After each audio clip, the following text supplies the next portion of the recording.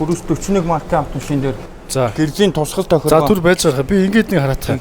Байх ёстой төвчнөөсөө доошоо тэгээд эсрэгтлийн урсгал руугаа ер нь тусч байна гэсэн. За тэгэхээр одоо тусгал тохиргоогоо хийгээд багажаараа хэмжээд сайхан. За багажин дээр ямар харж байгаа харуулчих. За.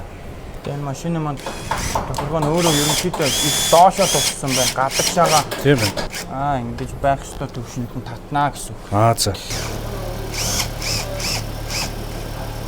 За. Ингээд яг хэвийн стандарт болж байна гэсэн. Хол ойрын тусгалын дээж доошоо гадагшаа дотгошоо тусгалын тохиргоо нь бол яг зөв болж байгаа. Ер нь бол анхан шатны ерөнхий тусгал тохиргоо гэж яриад байгаа. Одоо энийг бол за тэгээд тусгал тохиргоо хийж өгсөн. Дундаа хата баярлалаа. За баярлалаа.